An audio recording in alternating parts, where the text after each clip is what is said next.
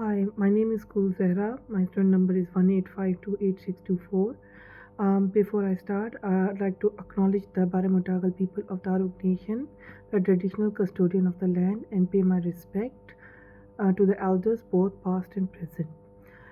Warning for Aboriginal and Torres Strait Island viewers, they should exercise caution they viewing my presentation because it may contain images and names of the people who may be deceased. Thank you.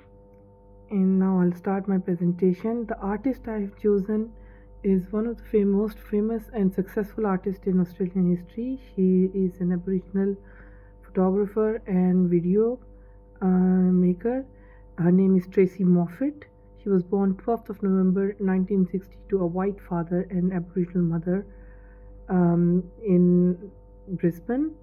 And since she was 3 years, she was fostered out of her family, and then she basically went to Queensland College of Art, and she graduated from in 1982, and therefore from then on her journey start. Her first short film was Nice Colored Girls. She made it in 1987. It was a 16-minute story of three young Aboriginal women as they cruise Sydney's King's Cross Entertainment is looking for fun.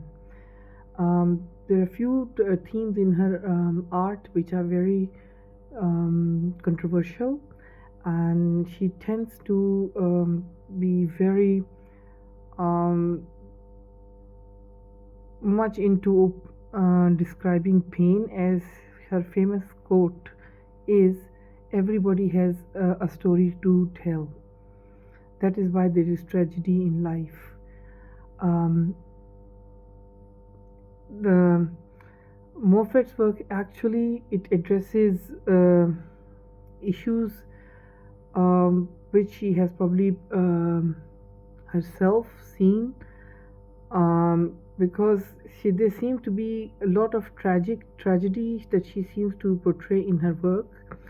And so, for example, in 1994 there was a tragic comic series called Scarred for Life, because she always have these exhibitions of her work, like a series of paintings, photos that actually depict a certain topic. And this series was especially relevant because it was based on true stories that the artist had shared with the people who had some tragic incidents happen in their life. And here's some of her artworks that I have presented. There are 5 images. You can see a lot of that work showcase a lot of indigenous people, their lives, their tragedies, their hopes, their visions. She suggests that he just believed that pain is part of life, and it addresses pain, but it also embraces glamour as well. She is like a destiny. Her fellow artists, her work is very bright, very captivating, but at the same time it is very it has a dark side as well, which people can feel it.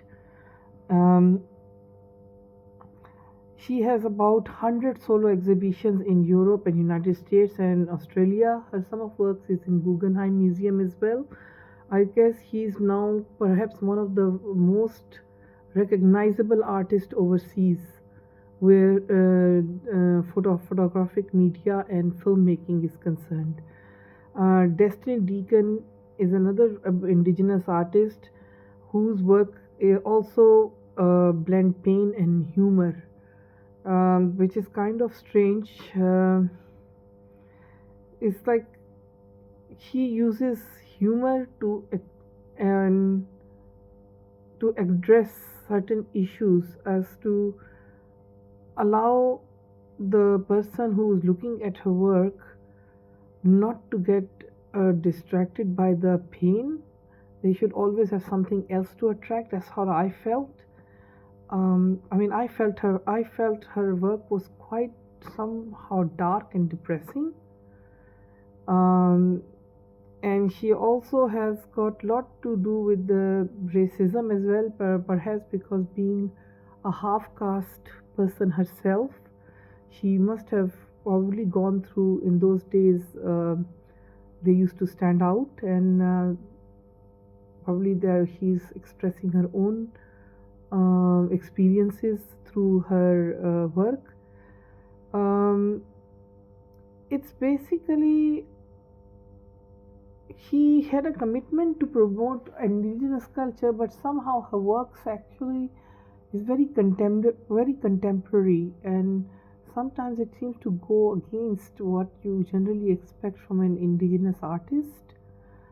Perhaps that is what how we call her a bit different, and that's probably the reason for her success.